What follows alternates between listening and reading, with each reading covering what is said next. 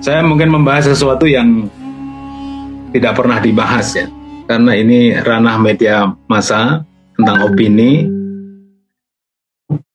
Bagaimana cara umat Islam, bagaimana sikap positioning umat Islam ketika menghadapi peperangan media massa. Pengalaman ini hampir dihadapi oleh semua umat Islam di seluruh dunia, tidak hanya di Indonesia, tapi juga di seluruh dunia. Dan hampir semua negara di mana umat Islam ada di situ, biasanya mengalami perilaku atau perlakuan yang sama yang diterima dari penguasanya maupun dari lingkungan yang ada di setiap negara. Dalam beberapa kajian selalu saya sampaikan bahwa sejak tahun 2001 maka seluruh dunia termasuk Indonesia itu menghadapi fitnah 3 besar. Lalu saya ulang-ulang karena ini sangat penting bagi dunia media massa. 3 fitnah besar itu, yang pertama adalah fitnah intoleransi, yang kedua adalah fitnah radikalisme, kemudian yang ketiga adalah fitnah terorisme. Dan ini dialami oleh semua umat Islam hampir di seluruh dunia. Rata-rata 3 besar fitnah itu terjadi. Termasuk negara kita, Indonesia. Nah, barang siapa menghindari 3 fitnah ini, tidak ada yang mampu menghindarinya. Karena seluruh dunia sepertinya sepakat untuk menghantam seluruh komunitas muslim di seluruh dunia dengan 3 fitnah itu, sehingga mental umat Islam seluruh dunia itu diharapkan sama. Down. Hancur, minder, kemudian di antara umat Islam itu tidak terjadi kerukunan antar inter umat Islam maupun antar dunia Islam. Jadi bagi antum yang pernah mengalami mengalami kegiatan sosial lintas negara maupun kegiatan lintas negara dalam rangka membantu sesama negara Muslim, itu insya Allah pernah mengalami hal semacam itu. Bagaimana menjadi korban dari 3 fitnah itu, dan itu seolah-olah menjadi program TSM, terstruktur, kemudian sistemik. M-nya apa M-nya? Masif. Masif, TSM. Jadi TSM itu tidak hanya di pemilu, tetapi juga fitnah terhadap umat Islam di seluruh dunia sama. Jadi kalau kita mendengar ada kabar intoleransi, itu tidak hanya terjadi di negara kita, di mana umat Islam itu mayoritas, maka di sana selalu dihembuskan isu tentang intoleransi. Begitu juga radikalisme, apalagi terorisme. Setiap ada letusan, entah itu letusan petasan atau letusan apapun, itu biasanya langsung tertuturnya adalah umat Islam. Itu yang terjadi, garis besarnya seperti itu. Lalu apa kaitannya dengan pandemi? Pandemi ini terjadi dan dimulai dari Wuhan, Cina. Tidak ada yang bisa menolak bahwa ini berasal dari Wuhan, Cina. Tidak ada yang bisa menolak itu. Tapi kemudian kita rasakan sekarang, apakah nama daripada wabah ini kemudian namanya ada yang kecina-cinaan? Tidak ada. Nama pandemi ini kemudian diubah menjadi COVID-19. COVID-19. Tidak pernah nyentuh apa itu namanya Cina, Wuhan, tidak ada. Jadi nanti anak cucu kita itu akan bertanya, kok namanya COVID? Asalnya dari mana? Padahal dalam sejarah perwabahan, rata-rata semua wabah itu dari Cina. Mau itu SARS, maupun flu burung, dan seterusnya. Itu rata-rata berasal dari Cina. Tapi karena opini dunia membentuk secara kesepakatan tidak tertulis, maka hampir seluruh dunia anak cucu kita tidak pernah tahu dan tidak pernah ingin tahu dari mana sih asalnya, seandainya media massa tidak membongkar itu semua. Itu juga garis besar tentang pandemi.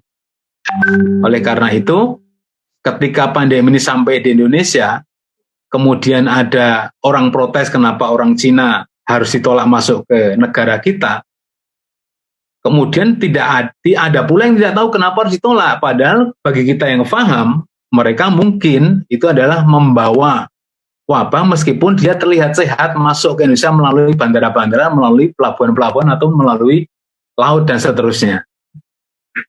Nah, ada kelompok-kelompok tertentu yang mencoba menghapus melalui opini-opini publik yang dibuat sedemikian rupa sehingga seolah-olah tidak bisa tertulis dalam sejarah bahwa yang disebut pandemi corona itu berasal dari negara Cina, dari Wuhan. Itu yang perlu saya sampaikan di awal. Nah, opini itu bisa terbentuk dari beberapa sumber.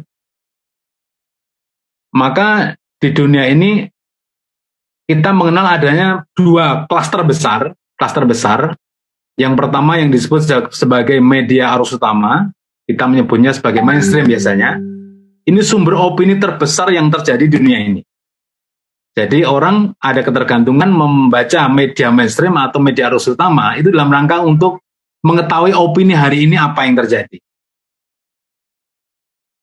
Nah, sayangnya yang perlu saya sampaikan, media arus utama ini membawa misi-misi yang biasanya adalah dalam rangka untuk mendukung misi kekuasaan yang terjadi saat itu. Jadi rata-rata media mainstream itu atau media massa, saya tidak usah sebutkan contohnya, tetapi media mainstream ini adalah media massa yang mereka hidup dari struktur yang dibentuk oleh negara dan dia hidup dari perolehan iklan. Media arus utama atau media mainstream. Maka sebagian masyarakat kemudian merasakan tidak adil karena media mainstream ini yang kita baca setiap hari, kita langganan tiap bulan dan seterusnya tiap hari, bisa berbentuk majalah, bisa berbentuk koran atau televisi yang kita lihat setiap hari ada di belakang saya ini.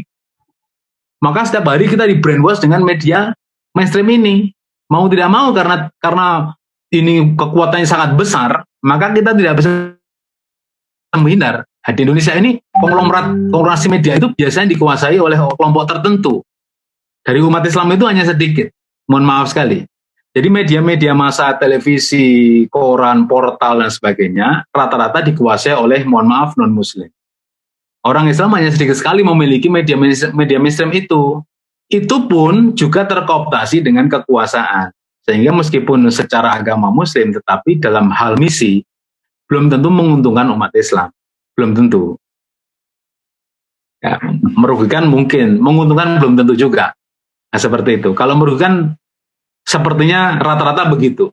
Berita-berita yang cenderung menguntungkan kepentingan kelompok umat Islam, rata-rata tidak didukung oleh media mainstream ini. Maka karena kekecewaan yang besar terhadap media mainstream, muncullah media alternatif. Media alternatif. Ini seperti ada obat, lalu ada jamu herbal. Seperti itu. Kalau obat itu mainstream, lalu jamu herbal itu adalah alternatifnya. Ketika sebagian orang kecewa dengan media mainstream, media arus utama, koran-koran harian, koran nasional, TV nasional, lalu kecewa, lalu muncullah media alternatif. Media alternatif ini bisa saya sebutkan sebagian ya, media sosial. Ya, ada koran-koran muslim, ada ada blog, ada vlog dan seterusnya. Ini kan bentuk-bentuk media alternatif yang dibentuk oleh masyarakat sendiri dalam rangka apa? Melengkapi media mainstream sebagai sumber opini dunia yang ada saat ini. Jadi ada dua klaster besar, media alternatif lalu media mainstream. Dua ini selalu berdampingan, bermusuhan, tanda petik, sebenarnya bersaingan. Sayangnya media alternatif ini mudah sekali ditumbangkan. Oleh karena dalam masa-masa tertentu banyak sekali media alternatif itu yang tumbang oleh kekuasaan dengan berbagai dalih. Misalnya, media mainstream itu berdiri, bekerja, berjalan, lalu ada media alternatif, mereka menandingi media mainstream, tapi kemudian di take down, dimatikan dengan alasan yang memiliki kaitan dengan kelompok radikal, lalu dimatikan. Dia melakukan hoax, lalu dimatikan. Dia merugikan kelompok tertentu dengan isu sara, lalu dimatikan. Kenapa? Media alternatif itu tidak menginduk ke Dewan Pers. Tidak menginduk ke Dewan Pers. Banyak, termasuk media-media yang diterbitkan oleh ormas Islam itu rata-rata tidak menginduk ke Dewan Pers. Kenapa? Kalau sudah menginduk ke Dewan Pers, maka segala aturan yang ada di Dewan Pers itu tidak mungkin dipenuhi oleh media alternatif. tidak mungkin dipenuhi. Misalkan soal apa? Gaji. 2 soal kantor. 3 soal SDM. 4 soal lain-lain banyak sekali, termasuk standar menulis. Media alternatif khususnya media Islam itu tidak mungkin menginduk ke Dewan Pers. Karena kalau menginduk ke Dewan Pers, maka mau tidak mau harus diatur oleh negara. Kalau sudah diatur negara, susah mau berkembang bagi media alternatif. Apalagi media sosial. Tidak ada namanya kita membuat akun media sosial itu untuk menyuarakan sebagai suara alternatif menandingi media mainstream itu, kemudian kita harus mau diatur oleh pemerintah. Tidak mungkin. Nah, yang banyak terjadi adalah ketika media alternatif ini hidup, termasuk kita semua yang memiliki akun media sosial, ketika kita bersuara di media sosial, maka akun kita itu akan dipantau, kemudian banyak yang di-take down, dimatikan oleh kementerian atau kerjasama antar lembaga dengan berbagai dalih yang saya sebutkan tadi. Jadi fitnah yang 3 tadi kemudian turun-temurun sampai kepada pengelolaan tanda petik, pengelolaan opini atau manajemen opini di seluruh dunia termasuk negara kita. Itu garis besar yang perlu saya sampaikan di awal. Nah, termasuk dalam masa pandemi ini, umat Islam harus bersabar ternyata. Kenapa? Karena media-media yang ada ini, mohon maaf sekali, perlu saya sampaikan, di dalam Al-Quran itu kita memang sudah diingatkan bahwa kita harus hati-hati menerima berita. Itu sudah mungkin teman-teman sudah sangat hafal ya dalam Al-Quran tentang fikih informasi ini. Kalau kita menerima berita atau informasi dari orang-orang fasik, kelompok fasik, maka kita harus mengecek kebenarannya, meneliti. Ya ayyuhalladzina amanu in ja'akum fasikum binaba'in fatabayyanu in ja'akum fasikum binaba'in fatabayyanu an tusibu qauman bijahalatin fatusbihu ala ma fa'altum nadimin. Wahai orang-orang yang beriman, jika seseorang yang fasik datang kepadamu membawa berita, maka telitilah kebenarannya, agar kamu tidak mencelakai kelompok yang tidak tahu persoalannya sehingga kamu menyesali perbuatanmu itu. Jadi ini sebuah peringatan ya dari Allah kepada kita untuk hati-hati, karena berita yang dibawa oleh orang fasik ini kemungkinan ada kecenderungan salah, bohong, atau menyesatkan dan sebagainya. Maka di masa pandemi ini pun kita harus hati-hati.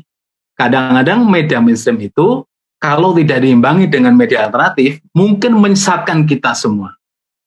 Maka media-media yang saya sebut sebagai menjerumuskan opini kepada umat Islam itu memiliki ciri-ciri tertentu. Ya, kalau media itu yang pertama ya, bisa menjerumuskan manusia, ayuwi, menyesatkan yudillu, menggelincirkan istazalla, merusak yanzagu, menghalangi yasudu, menakuti yukafifu, menyeru, menjebak, yada'u, yaftinu, menggiring atau ta'azus. Ini media-media semacam ini tentu sangat berbahaya bagi umat Islam. Kenapa? Karena bisa menjerumuskan umat Islam ketika menerima berita dalam masa-masa seperti pandemi sekarang ini. Coba bayangkan ya, kalau berita pandemi ini menjadi negatif terhadap semua manusia ketika ini dilakukan oleh umat Islam. Lihatlah, ketika saya tidak menyebut kelompok tertentu, tapi ketika yang melanggar terhadap PSBB ini adalah kelompok Muslim, beritanya kemana-mana. Tapi ketika yang melanggar ini non-Muslim, kelompok non-Muslim, nyaris tidak ada yang memberitakan, nggak ada yang menggoreng. Tapi kalau yang pelakunya adalah kelompok Muslim, lihatlah bagaimana media-media mainstream maupun media alternatif itu melakukan serangan gorengan-gorengan yang merugikan umat Islam. Maka ciri selanjutnya media-media yang menggoreng opini untuk yang harus dihindari karena dia adalah opini-opini negatif. Ketika media itu melakukan pencitraan positif untuk kebatilan. Jadi hal yang baik itu dipakai untuk sebuah kebatilan. Zayyana lahum a'maluhum. Atau selanjutnya membisikkan hal negatif ke dalam hati dan pikiran.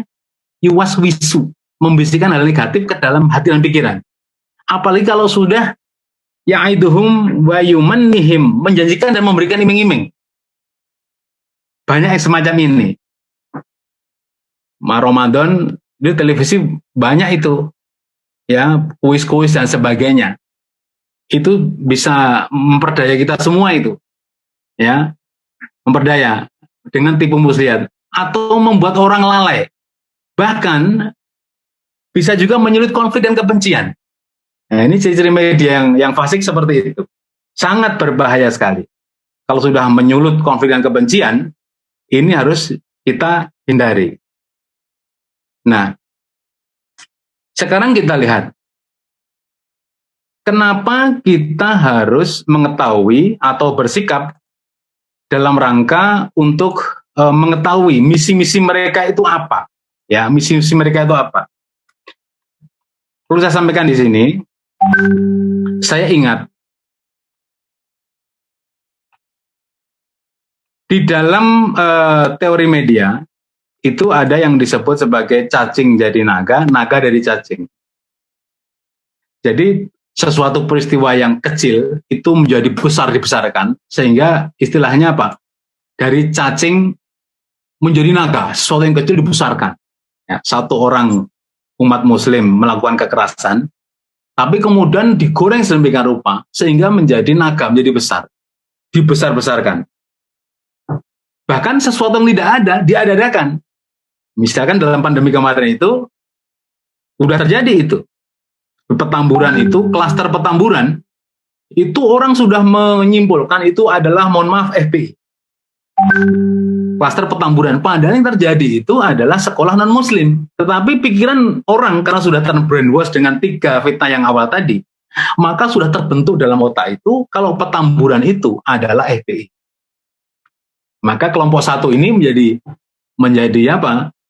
Menjadi ya santapan sehari-hari. Kalau namanya petamburan itu namanya kebon jeruk itu adalah kelompok, misalnya mohon maaf ya, majelis kelompok jamaah tabligh misalkan. Kalau Menteng itu Muhammadiyah, kalau mana itu Keramat itu NU misalkan begitu, itu sudah terpatri dalam otak masing-masing. Maka dalam berita wabah pun menghasilkan apa? Yang pertama, ketidakadilan opini. Ketidakadilan opini. Karena apa? Umat Islam selalu disudutkan. Dulu hanya soal terorisme, soal intoleransi, soal radikalisme. Sekarang wabah sekalipun, itu kelompok muslim ditempatkan pada sesuatu tempat yang tidak adil. Opini yang tidak adil. Ya, karena dianggap sebagai trigger, pemicu, pelaku, dan seterusnya. Seperti itu. Pertama, kata dan opini. Yang kedua, kerugian imaterial. Mungkin secara material tidak rugi, tapi imaterial, nama kelompok, nama agama, nama komunitas, nama masjid dan seterusnya, itu menjadi dirugikan. Pasti tidak diuntungkan. Kalau sudah dirugikan, pasti tidak diuntungkan. Seperti itu. Yang ketiga apa? Perpecahan antar kelompok. Sudah pasti. Tidak adil opini, kerugian imaterial, perpecahan antar kelompok. Yang keempat, lebih besar lagi adalah menimbulkan kebencian dan hasutan. Karena di media sosial kemudian muncul, ya, kebencian bertemu, saling menghasut. Yang terjadi apa coba? Yang kelima, fitnah yang luar biasa menimpa umat Islam. Fitnah luar biasa. Nah, kalau sudah fitnah menimpa, kita nggak bisa berkutik lagi. Umat Islam itu tempatnya fitnah mau fitnah, kita selalu ditempatkan pada sesuatu yang serba tidak enak, ya, serba tidak enak. Umat Islam itu mau apa coba? Serba bingung. Mau apa coba? Umat Islam mau berbuat apa saja dianggap menjadi yang bersalah. Pokoknya umat Islam selalu pada ditempatkan pada sesuatu yang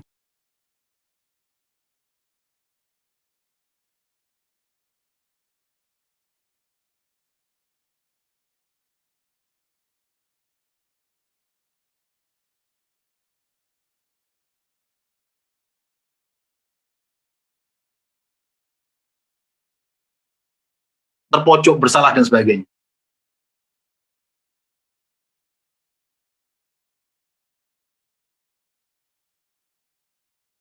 Nah, saya ingat seorang pakar pendidikan karakter Amerika namanya Thomas Licona.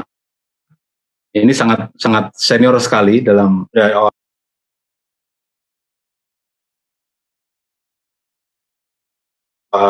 kelompok pakar-pakar pendidikan karakter di Amerika. Itu memetakan 10 ciri ketika sebuah negara itu akan hancur. Yang pertama, kata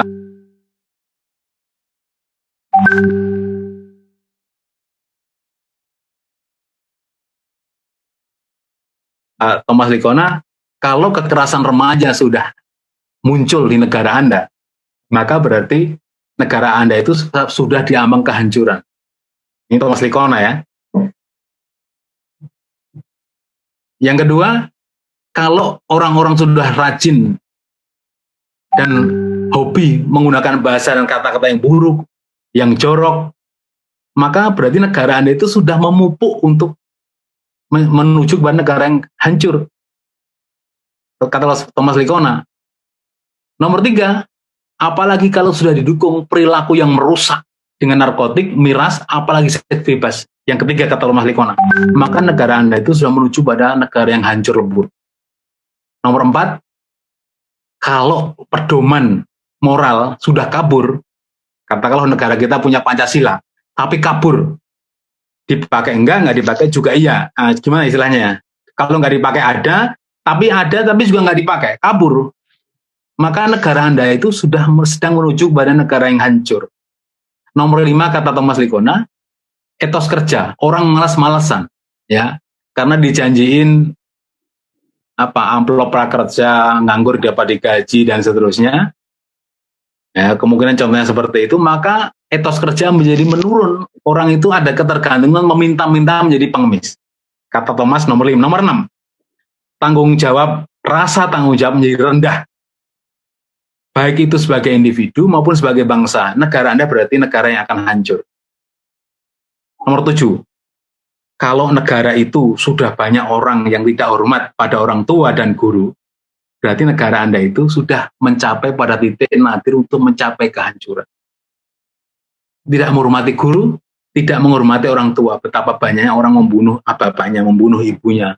Bahkan sebaliknya, ada ibu membunuh suaminya, suami membunuh istri, istri membunuh suami. Bahkan ada ibu membunuh anaknya, bapak membunuh anaknya, sudah ada. Tidak hanya tidak hormat pada orang tua, tapi orang tua tidak menghormati anaknya juga banyak. Nah, kata Thomas Likona, kalau sudah begitu itu, negara sudah pada titik nadir itu. Nomor 8 yang mungkin kita sering terdengarkan adalah, kalau sudah membudaya ya ketidakjujuran, berarti sini sudah sangat dekat sekali.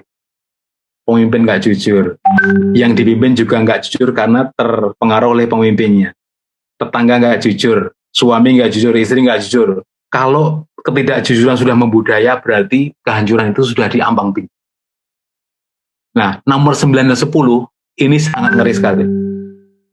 Nomor 9, kalau anak-anak remaja sudah saling berkelompok, mereka kemudian membentuk suatu komunitas dalam kekerasan. Ini kita tinggal menunggu waktu, karena remaja-remaja ini sudah tidak mendapatkan pendidikan moral lagi dari orang tuanya. Yang nomor 10, kalau antar warga negara sesama itu sudah memiliki rasa curiga dan kebencian, kata Thomas Likona, ya itulah negara itu sudah tinggal sejengkal lagi, hancur. Seperti itu. Ini yang ngomong bukan saya, bukan Thomas Likona, orang Amerika. Nah, Buya Hamka mengatakan demikian dulu ya dalam sebuah buku. Untung manusia itu kalau memiliki agama. Karena kalau manusia memiliki agama, kata Buya Hamka, maka ada 3 sifat dasar yang dia miliki. Pertama, manusia pasti memiliki rasa malu karena agamanya. Kata Buya Hamka ya. Lalu nomor 2, manusia pasti amanah karena agamanya. Yang ketiga, manusia pasti cenderung berbuat benar karena agamanya. Bayangkan kalau orang tidak punya agama. Oleh karena itu, kita yang sudah memiliki agama Islam, apalagi di Muhammadiyah, bersyukur. Karena setelah memiliki agama, kita mengamalkan untuk berkelompok, untuk apa? Mengajak kepada kebaikan, kemudian mencegah dari yang munkar. Al-Imran 104. Maka ini sesuatu yang harus kita syukuri. Nah, kata Buya Hamka, kalau seseorang itu tersesat dalam melangkah, biasanya ada orang yang mengingatkan ketika dia tahu bahwa itu tersesat. Ya, ada orang tersesat, orang tahu bahwa dia tersesat, biasanya ada yang mengingatkan, kamu itu tersesat, kamu itu jalannya salah, sini saya kasih petunjuk, ini yang benar. Nah, yang berbahaya itu jika ketika seseorang yang sakit meminta obat, tetapi ternyata orang lain itu malah memberi penyakit. Ini yang berbahaya. Kan hancurlah dunia ini, hancurlah negara itu jika kita sedang sakit, meminta obat, tetapi kita dikasih penyakit. Nah, sekarang sudah mulai muncul dalam pandemi ini, muncul kasak kusuk. Kan sudah kita dengar, kalau Muhammadiyah sudah pasti, kita ikhtiar tidak ke masjid. Masjid Jumatan kita ganti di rumah sholat duhur. Idul Fitri kita sholat di rumah. Tarawih kita di rumah. Tapi bayangkan di luar sana. Banyak sekali kasak kusuk yang muncul. Muncullah istilah-istilah opini yang mengatakan, jangan-jangan tuh kiai-kiai yang disuntik rapid yang dites itu disuntik dengan virus dan seterusnya. Banyak opini-opini semacam itu.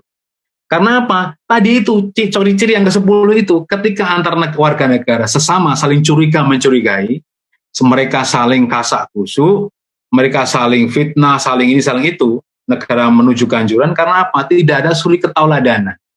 Agama punya, tapi dia tidak memiliki ketauladanan. Bagaimana kalau memiliki keteladanan, mereka membuat aturan, tapi mereka juga yang melanggarnya. Jadi yang dibutuhkan adalah sebenarnya ketauladanan. Tapi ketika pemimpin negara atau kekuasaan tidak memberikan ketauladanan, maka itu berarti kita tidak bisa memiliki pedoman atau pedoman moral yang harus kita pegang. Maka Al-Ghazali mengatakan dalam Ihya Ulumuddin itu, kerusakan rakyat itu penyebabnya adalah penguasa sebenarnya.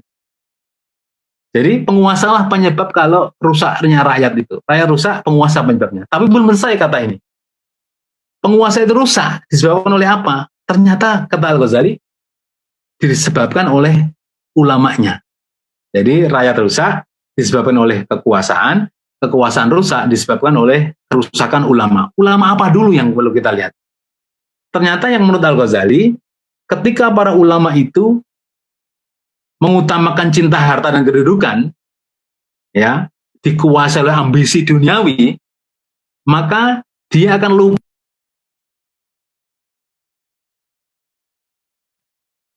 Ya, ulama itu kalau sudah, maaf kok mute ya. Ulama itu kalau sudah cenderung kepada kebutuhan duniawi, melupakan tugasnya atau misinya sebagai ulama, dia menempel kepada kekuasaan. Nah, orang kita sebut sebagai ulama su. Itulah yang merusak kekuasaan, lalu kekuasaan rusak, selalu kekuasaan itu merusak rakyat. Ini Al-Ghazali dalam bukunya Ihya Ulumuddin. Sangat jelas di sini. Saudara sekalian, oleh karena itu, opini yang berkembang selama pandemi ini sungguh sangat penting bagi kita umat Islam.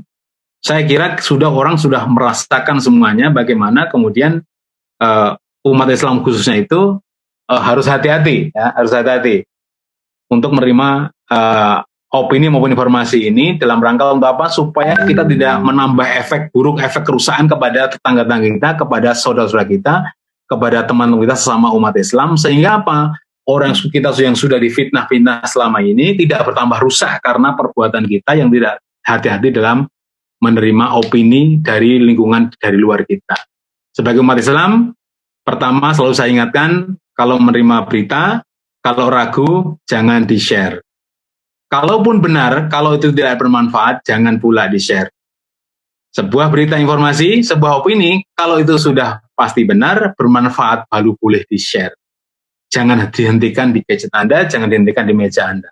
Bagikan kepada teman-teman sesama Muslim, kalau itu bermanfaat bagi sesama. Kalau ragu, kita hentikan saja. Ya, opini ini berkembang mengelilingi kita semua. Kita umat Islam biasanya karena kita itu saking jujurnya, saking lurusnya, kita itu kadang dimanfaatkan oleh orang lain, dimanfaatkan oleh pihak-pihak lain, sehingga memanfaatkan kejujuran, kelurusan para ulama-ulama kita itu untuk diambil keuntungannya, dipakai oleh kelompok politik tertentu dalam rangka untuk mengambil keuntungan mereka. Demikian pembukaan yang bisa saya sampaikan. Nanti kita lanjutkan dalam diskusi karena sudah lebih dari 40 menit malah. Mas moderator, saya kembalikan, Mas Irwanto. Oke, terima kasih Ustadz sudah menyampaikan materi kajian pada malam hari ini. Kami persilakan saja. Kalau ada yang mau bertanya, langsung dipersilakan. Silakan nanti langsung dibuka open mic-nya ya, kalau langsung mau bertanya.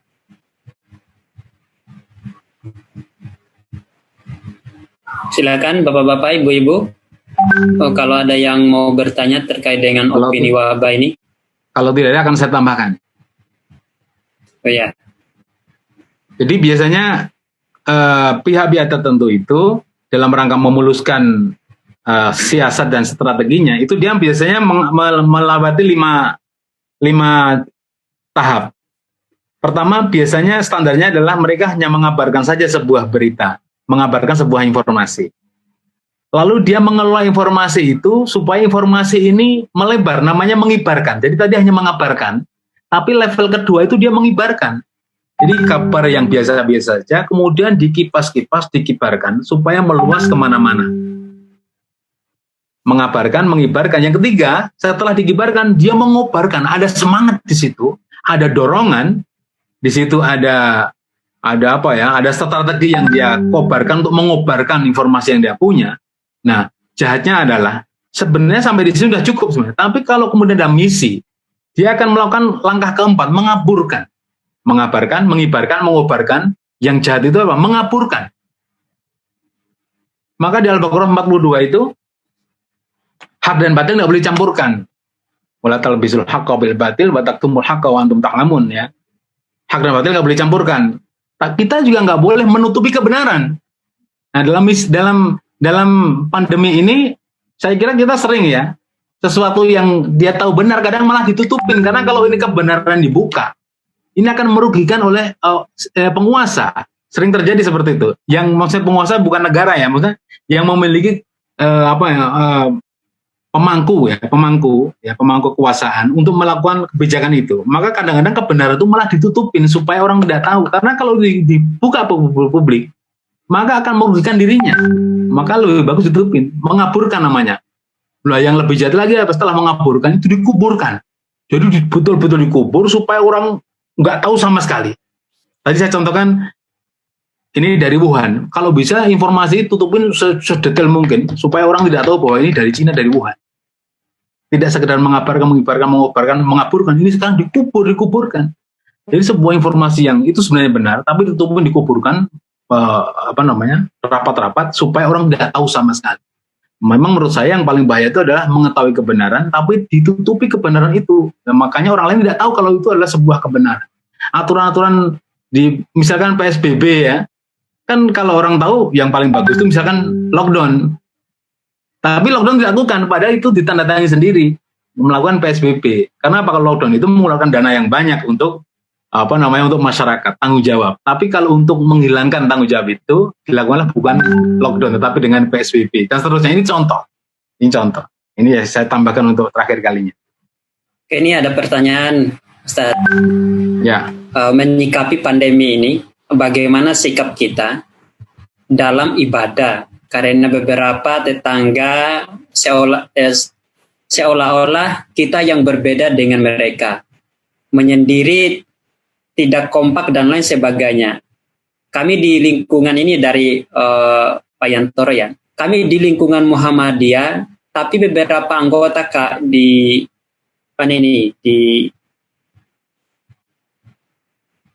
beberapa di anggota tidak mengikuti maklumat dengan meng-share postingan yang seolah-olah menentang maklumat yang dikeluarkan oleh PP. Itu gimana, Ustaz? Baik, nanti Ustadz Samsul bisa menambahin. Bagi saya, meskipun saya nggak boleh mewakili ya surat edaran dari PP Muhammadiyah itu, tapi kita sebagai kader Muhammadiyah prinsipnya harus taat pada persyarikatan. Bahkan saya pernah diingatkan pada Ustadz Samsul ketika surat edaran belum ada, saya di Twitter itu pernah nulis, Jumatan kok dilarang. Itu belum ada surat edaran ya, karena waktu itu masih awal-awal betul ya. Itu saya diperingatkan. Saya baru nyadar, ya betul. Kita sebagai kader Muhammadiyah itu pertama harus taat pada persyarikatan. Karena persyarikatan nggak mungkin membuat kebijakan, membuat aturan itu untuk merugikan jamaahnya. Sudah pasti ini secara jama'i, ingin melindungi jamaahnya. Maka prinsip yang harus kita pegang sebagai kader Muhammadiyah adalah taat pada pimpinan, taat pada persyarikatan, taat pada organisasi. Karena keputusan yang dilakukan secara kolegial bersama-sama di pimpinan pusat Muhammadiyah, saya yakin itu lebih baik daripada ketika keputusan ataupun kebijakan yang dilakukan secara pribadi. Secara bersama-sama pimpinan pusat Muhammadiyah menggait umatnya, menggait anggotanya untuk berjamaah, menghindari kerumunan, mengganti sholat di rumah, Idul Fitri di rumah, tarawih di rumah. Ini adalah keputusan terbaik yang ada di Muhammadiyah, dan sebagai kader kita harus taat pada pimpinan. Nggak bisa saya secara pribadi nggak taat, secara organisasi taat. Saya kok tidak etis seperti itu. Lalu kita mengatakan di luar, ini pendapat saya pribadi, saya tidak setuju dengan Muhammadiyah, nggak etis juga. Menurut saya kalau kita nggak setuju lebih bagus diam, ya, tidak perlu mempersoalkan surat edaran ataupun keputusan dari majelis tarjih dan seterusnya, tidak perlu. Kalau kita nggak setuju, lebih baik diam. Kalau kita setuju, kita taat pada persyarikatan. Insya Allah seperti itu. Ustaz Samsul bisa menambahi, Ustaz Samsul? Mungkin Ustaz tadi bergabung. Nah, seperti itu. Intinya seperti itu. Kalau ada Ustaz Samsul, boleh menambahin. Intinya adalah kita taatlah. Soal kita berbeda, ya perbedaan itu biasa. Tapi kita tidak boleh saling menjatuhkan, nggak boleh saling mencaci maki, nggak boleh saling hina-menghina, tidak boleh. Ya, tidak boleh. Karena ini penting, kepersatuan itu penting di persyarikatan Muhammadiyah ini. Apalagi kalau saya ini bergerak di bidang media, di opini itu sudah biasa kita saling perang di media sosial, sudah biasa ditelepon, di SMS oleh senior-senior ya, dari Jogja, dari Jakarta. Ya kalau kita diperingatkan oleh senior ya kita samina wa ta'na. Karena kalau itu memang sudah keputusan persyarikatan, saya harus ikut gitu. Nggak mungkin kita melawan gitu. Nggak mungkin. Seperti itu. Jadi langkah terbaik bagi kader adalah ikut persyarikatan. Itu yang terbaik. Oke. Itu ya Pak Yantoro ya. Pertanyaan ini sebenarnya kalau mengikuti kajian-kajian awal dari akhir sebenarnya sudah terjawab ya, terutama Pak Wawan Gunawan ini sudah menjawab apa yang dipertanyakan ini sebenarnya. Mungkin ada yang lain lagi yang mau bertanya, dipersilakan. Mungkin Pak Hussein, Mas Pak Margono, ada yang mau ditanyakan? Silakan. Saya. Ya. Oh ya, silakan. Mas Junaidi. Waalaikumsalam. Nugroho saya, Tat. Oh, Pak Nugroho, silakan Pak Nugroho. Ini, Tat. Dari mana ini? Enggak ada fotonya, enggak ada videonya. Oh, bentar. Ada. Jogja saya, Tat. Oh, Jogja. Ya. Saya dekat UNY. Ini, Tat. Akhir-akhir ini kan banyak sir-siran baik di media sosial, di WA, di grup-grup yang isinya seolah-olah itu menyemangati kita untuk beragama, beriman. Dalam kebanyakan itu menentang kebijakan pemerintah. Salah satunya misalnya sekarang di mall rame, di mana-mana rame, di pasar rame, tapi di masjid tidak dilarang. Ayo kita sekarang ke masjid. Mari kita masjid, kita tidak apa-apa dengan ada di masjid dengan corona. Nah, yang saya tanyakan, ini kan seri-serian tidak tahu jelas seluntrungnya. Nah, ini kan memang dibikin untuk mengacaukan umat Islam, biar orang Islam itu kembali orang-orang yang kan itu masuk akal ya seperti ini. Jadi orang Islam itu terus jadi pemberontak gitu. Apa ini yang diinginkan oleh mereka yang tidak senang dengan Islam. Jadi dibikin oleh mungkin seorang Islam sendiri yang mungkin punya hati yang tidak baik gitu. Itu aja. Gimana menurut Ustaz? Assalamualaikum warahmatullahi wabarakatuh. Assalamualaikum warahmatullahi wabarakatuh. Manusia itu dibagi 3 ya. 1 adalah mukmin, 2 kafir, 3 munafik. Mukmin, insya Allah kita ini mukmin. Innamal mu'minuna alladzina kafaru innamal mu'minuna alladzina amanu billahi wa rasuli tsumma la yartabu wajahadu bi amwalihim wa anfusihim fisabilillah. Mukmin itu dalam hatinya, jadi secara mantap ada janji dalam hatinya itu, ya setelah beriman kepada Allah dan Rasul, dalam hatinya ada sesuatu yang mantap berjanji untuk membelanjakan harta dan jiwanya di jalan Allah, itu mukmin. Kalau Islam itu orang yang punya KTP agama Islam, banyak itu. Rata-rata kalau orang Indonesia itu KTP-nya agama kedua Islam. Yang mukmin ini, insya Allah kita ini mukmin, nanti akan ketemu insya Allah di surga nanti pada akhirnya. Mukmin. Kafir menolak kebenaran, menolak Islam, menolak agama. Kafir. Batasnya jelas antara mukmin dan kafir, jelas batasnya. Batasnya jelas. Tapi yang terakhir yang munafik, kita nggak ngerti ini yang munafik ini. Munafik itu sering saya ceritakan dalam kajian, pecinya juga sama dengan saya yang munafik itu.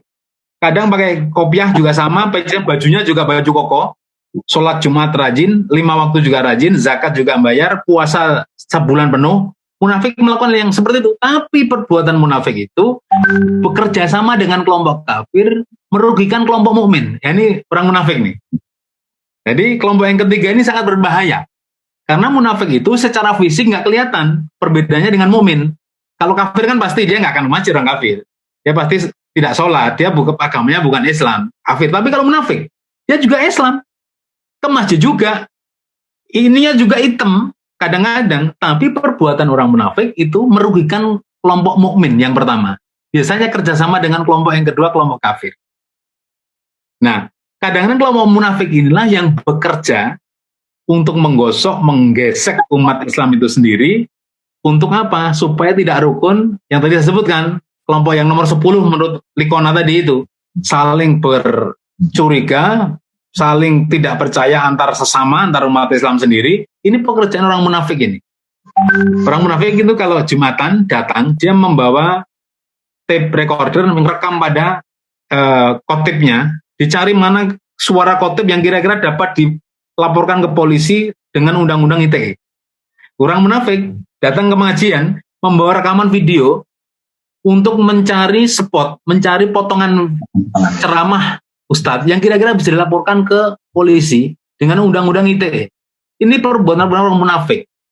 Kita ceramah di masjid, ya, ceramah di masjid, itu kan untuk internal. Tapi bagi munafik, dia tidak lagi mengikuti aturan itu. Dia ambil rekaman di dalam masjid, dia bawa keluar, dia sebarkan melalui media sosial, lalu menjadi bermasalah. Padahal ceramah itu untuk internal umat Islam.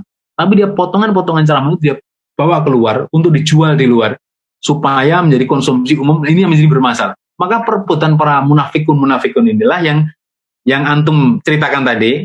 Ini mereka, jadi dalam dunia, dulu waktu saya masih aktif ya, di televisi, ketika belum banyak masalah, belum banyak orang macam-macam. Kalau saya sampaikan dulu, Indonesia itu ada 60.000 intelijen asing yang bekerja di sini. Mereka memiliki anggaran. Ini informasi saya dapat dari Pak Semanulang ya. 60.000 lebih intel ini bekerja sama secara terselubung, kita nggak tahu karena ribuan intelijen liar ini profesinya macam-macam. Ada guru, ada mahasiswa, ada pedagang, bahkan ada ustadz, ada panitia pengajian, ada panitia Isra Mi'raj dan seterusnya. Mereka nempel di semua kelompok-kelompok muslim. Jadi intelijen asing ini mereka bekerja dalam rangka apa? Untuk mengadu domba ya antar kelompok masyarakat supaya Indonesia itu nggak rukun. Kalau sudah nggak rukun gampang dijajah. Nah ini yang terjadi. Anda buka di Google itu akan keluar itu ribuan intelijen asing Manulang keluar. Berapa jumlahnya itu? Mereka bekerja sama dengan sangat rapi dibiayai oleh kelompok-kelompok luar untuk menyebabkan banyak kekacauan. Menurut saya terorisme ini pun tidak lepas dari peran mereka ini.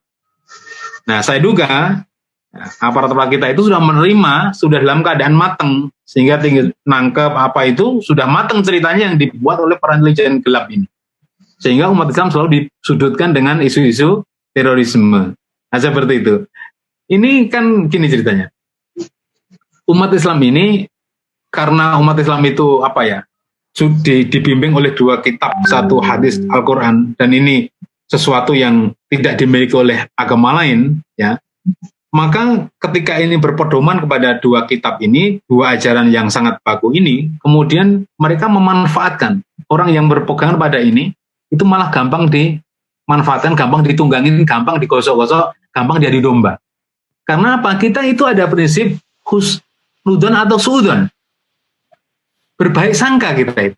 Oleh karena itu kalau ada orang salam sama kita, Assalamualaikum warahmatullahi wabarakatuh, ketemu kita rangkul dia, kau saudaraku. Modalnya Assalamualaikum. Orang nitip kotak infak di masjid, modalnya Bismillah, Assalamualaikum, nitip kotak infak, pasti ditaruh di masjid. Kita nggak pernah lihat KTP-nya, karena kita itu berprasangka baik. Maka itu ada seorang ulama di Malang, itu yang terduga bom Borobudur, buta beliau, mohon maaf, pernah diundang PP Muhammadiyah untuk menceritakan pengalaman hidupnya. Kok bisa dia menjadi tahanan terorisme di bom Borobudur padahal dia buta. Nggak usah saya sebut namanya, nanti cari dari Google.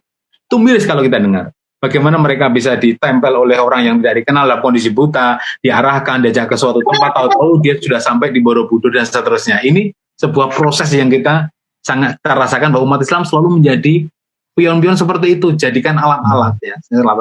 Jadi kita harus hati-hati. Maka pentinglah bagi kita, khususnya muda-muda seperti kita itu mempelajari siasat. Dulu Nabi mengajarkan siasat kepada para sahabat, bagaimana nanti perang siasat seperti ini dan seterusnya diajarin. Nah sekarang kita malas mempelajari siasat, sehingga kita hanya jalan lurus otak kiri, nggak pernah pakai otak kanan. Jadi namanya right brain otak kanan ini jangan kita pakai. Kita selalu pakai otak linear, otak kiri. Kalau otak kiri itu apa? Ya seperti kita sekolah S1, S2, S3, SD, SMA itu otak kiri. Otak kanan jarang kita aktifkan. Bagaimana kita ke depan itu, para generasi muda seperti kita yang masih muda ini mempelajari siasat menggunakan otak kanan supaya apa? Nggak kena jebakan Batman. Media sosial itu banyak jebakan Batman. Mereka membuat sesuatu hoax, disebarkan, kita memforward, kita ditangkap, yang membuat ini nggak ada orangnya. Ini sering terjadi. Hati-hati sekali. Umat Islam mudah ditelat seperti itu. Hati-hati. Ya seperti itulah jawaban. Kira-kira seperti itu. Bisa tangkap ya? Oke. Itu Mas Irwan. Terima kasih Ustaz. Ini mungkin terakhir Ustaz yang bertanya ini ya. Pertanyaannya adalah ini dari Pak Margono, ini Papua. Bapak Puan. Ya. Bagaimana media Muhammadiyah itu menguasai media utama? Selama ini kan seperti kurang sosialisasi, padahal dakwah terus berjalan di berbagai sudut komunitas umat Islam semuanya. Bahkan para mubalik pun seperti itu. Keluarga, kekurangan nafkah dalam hidup, itu ada para mubalik kita seperti itu. Nambah. Oh ya, silakan kalau mau ditambahkan Pak Margono. Ini dari Junaidi. Oh, yang mau bertanya? Ya. Oh ya, langsung saja. Mirip-mirip dengan Mas Margono yang di Kerom sana. Media kita kan ada berapa media itu Mas Mustafa Ya. untuk TV-mu. Tapi sulitnya kita mengakses TV-mu ini.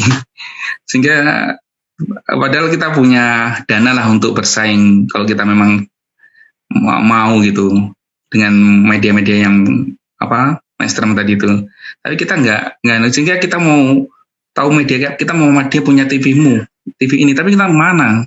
Kita harus pakai alat-alat tertentu sehingga bisa mengakses itu. Mungkin dari Mas bisa menyampaikan ini untuk mudah-mudahan di Papua nyetel TVRI, nyetel kayak RCTI, Metro TV, bagaimana caranya itu sehingga kita bisa informasi tersambungkan untuk kita gitu di daerah jauh ini. Mungkin itu Mas Mustafa. Baik, langsung saya gabung aja jawabannya. Ya. Jadi media kita itu ada media official, ada lagi media non official ya. Kalau media non official itu adalah media yang dikelola langsung oleh persyarikatan, memberitakan khusus berita persyarikatan itu official. Dalam hal ini kalau majalahnya mungkin majalah Suara Muhammadiyah, kalau portalnya banyak itu. Tapi yang resmi yang paling Indo adalah Muhammadiyah.id atau Muhammadiyah.id. Ini yang official. Tapi yang non official ini banyak sekali yang dikelola oleh kader Muhammadiyah, ya, yang non official. Maka dua-duanya sebenarnya harus sinergi, termasuk TV-mu ini harus sinergi. Mestinya kayak TV-mu nanti kami sampaikan kepada direksi ya. Nanti insya Allah kita sampaikan ketika setelah ada kesempatan. TV-mu ini masih dalam kondisi segala keterbatasan. Di tempat saya di Bintaro ya, tidak jauh dari Jakarta itu, TV-mu itu tidak bisa ditangkap dengan baik. Meskipun bisa ditangkap dengan baik, tapi logonya itu pecah. Jadi kalau kita jejerkan TV-mu, CNN, CNBC, TV One, TVRI, itu TV-mu pecah logonya. Padahal menurut saya itu harus setara ya, Muhammadiyah itu besar sekali. Nah menurut saya memang untuk kebutuhan media ini kita masih tertinggal. Padahal kita perserikatan berkemajuan, tapi kadang masih tertinggal. Nah adanya pandemi ini, mudah-mudahan nanti ada hikmahnya. Terbukti sekarang kita sudah terbiasa dengan Zoom ya, seperti hari ini. Terbiasa dengan teknologi. Hari ini saya tulis di majalah, karena saya pemeretnya, itu saya tulis di laporan utama, bagaimana kehidupan normal nanti setelah pandemi ini selesai. Kita akan terbiasa dengan menggunakan teknologi baru. Kita mungkin tidak akan berhenti dengan cara ini, meskipun sudah selesai pandemi. Ya, kita nanti akan menemukan teknologi-teknologi baru, gara-gara kita selama 3 bulan, 4 bulan, mungkin nanti beberapa bulan, hidup dalam kondisi tertekan secara ekonomi, tertekan secara fisik, maka kita menggunakan teknologi untuk saling bertemu, saling membagi informasi, saling berkonferensi seperti hari ini. Yang dulu kita tidak mengenal bagaimana apa yang disebut sebagai Google Connect, Adobe Connect, Cobek, seperti ini Jitsi, WA call, video call. Nanti ini akan jadi terbiasa. Termasuk nanti mungkin TV-mu ini akan berkembang, menemukan cara-cara baru untuk bisa sampai ke Papua supaya diterima dengan baik. Nah, yang kita tidak punya itu kan kalau yang TV televisi TV yang nasional itu kan ada memakai pakai AC Nielsen ya untuk mengetahui bagaimana peringkatnya dan seterusnya. Nah, mungkin TV ini belum. Tapi nanti suatu saat, insya Allah ini kita optimis bahwa TV-mu itu akan sama levelnya dengan TV-TV yang lain. Ini soal waktu saja. Sekarang di kantor Jogja sudah ada itu command center, sudah dibangun di kantor pimpinan pusat Jogja, tempat yang sangat besar sekali dengan berbagai fasilitas yang sangat canggih, yang sekarang sudah tiap hari dipakai untuk berkomunikasi dengan PWM dan PDM seluruh Indonesia. Dan ini terus akan terjadi. Ya mudah-mudahan dalam waktu yang tidak lama, nanti sampai ke Papua, TV-mu dan media-media yang lain akan menjangkau ke sana. Oleh karena itu, ini harus saling bersinergi. Suara Muhammadiyah juga diproduksi, kemudian majalah tablik juga kita produksi, karena ini modelnya berbeda stylenya. Kalau Suara Muhammadiyah itu internal banget, kalau majalah tablik itu agak-agak keluar, jadi beritanya itu agak-agak politis, agak memberitakan di luar-luar, tapi tetap manhajnya Muhammadiyah.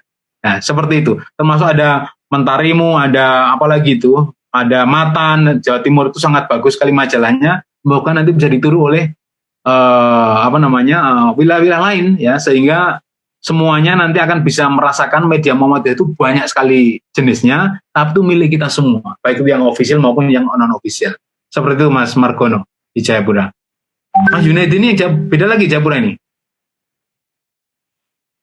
Kota Mas, kota Jayapura. Kalau Mas Margono Kerom. Oh jauh itu. 80-an dari sini. Mau dibocorkan apa betul di Papua itu sekarang berapa persen Muslim di sana? Muslimnya kalau di kota itu 60% Mas. Oh ya? Di kota. Nanti kita kalau sudah off ya, ini masih resmi. Iya Mas. Oke, mungkin sekalian ini Pak Mustafa langsung closing aja. Baik, teman-teman semuanya, guru-guru saya, Ustaz Samsul Hidayat dan saudara-saudara yang ngikutin kajian pada malam hari ini, saya ucapkan terima kasih. Kita akan bertemu pada waktu yang akan datang. Semoga kita disampaikan pada Ramadan yang tahun yang akan datang. Insya Allah, amin ya rabbal alamin. Waktu itikaf masih berapa hari ini? Masih 3 malam ya? 2 malam ya? 2 malam lagi. 3 malam sama lagi. Nah, karena kita ini tidak ada Idul Fitri, tidak ada Lebaran, ya nanti kemungkinan kita melakukan Lebaran itu melalui Zoom seperti ini. Jadi tidak ada namanya jalan buntu, selalu ada banyak jalan menuju Roma Irama. Saya kira seperti itu. Kalau ada kesalahan mohon dimaafkan. Terima kasih. Assalamualaikum warahmatullahi wabarakatuh. Waalaikumsalam warahmatullahi wabarakatuh. Terima kasih Ustadz Mustafa Nuhara sudah menyampaikan atau sharing pada kita malam hari ini terkait dengan bagaimana opini wabah di era sekarang ini. Mungkin itu ya yang perlu kami sampaikan. Mudah-mudahan ini juga menjadi PR kita terutama di media sosial ya. Apalagi ini tablik juga mempunyai PR besar karena ini tablik adalah corongnya Muhammadiyah, bagaimana menyampaikan keislaman itu adalah majelis tablik pimpinan pusat. Nah, mudah-mudahan media tablik ke depannya semakin berjalan dengan baik dan bisa berkembang juga karena ini tablik juga sedang merintis juga ini media, terutama di YouTube, Facebook, dan di Instagram. Mudah-mudahan ke depannya bisa kita isi dengan konten-konten yang bermanfaat dan bisa mencerahkan kepada semua umat Islam, khususnya mungkin para mubalik-mubalik Muhammadiyah.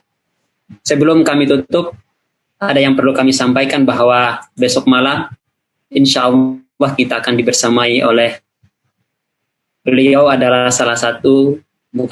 beliau adalah Rektor Universitas Muhammadiyah Surakarta, yaitu Profesor Dr. Haji Sofyan Anif. Insya Allah besok akan membersamai kita, dan beliau juga merupakan bendahara umum atau bendahara Majelis Tablik Pimpinan Pusat Muhammadiyah. Kemudian, Mas Irwanto, ya, kalau bisa informasi itu disebarkan jauh hari aja, termasuk passwordnya itu dibuka aja, nggak usah mendadak gitu. Jadi supaya kasihan ya. Ada Pak Rektor ngisi pengajian kalau sepi kasihan gitu. Oh ya, supaya banyak ikut maksudnya. Oh ya. Terus, halo, Mas. Iya. Halo, jangan sekali lagi kirimnya jangan pakai gambar. Kita ini transfernya lambat kalau pakai gambar, langsung ditulisan saja.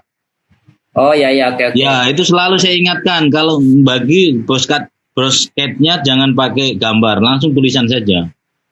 Oke. Nanti kita diskusikan ya, kita tutup dulu ya kajian kita pada malam hari ini, dan hari terakhir insya Allah akan dibersamai oleh Ustadz Fatur Rahman Kamal. Beliau adalah Ketua Majelis Tablik Pimpinan Pusat Muhammadiyah, insya Allah. Untuk itu marilah kita akhiri kajian kita pada malam hari ini dengan melafalkan hamdalah bersama-sama. Alhamdulillahirrahmanirrahim. Mudah-mudahan malam ini kita mendapatkan ilmu dan barokah dan bisa menjadi amal soleh untuk kita semua.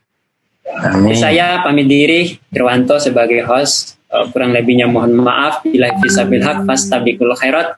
Wassalamualaikum warahmatullahi wabarakatuh.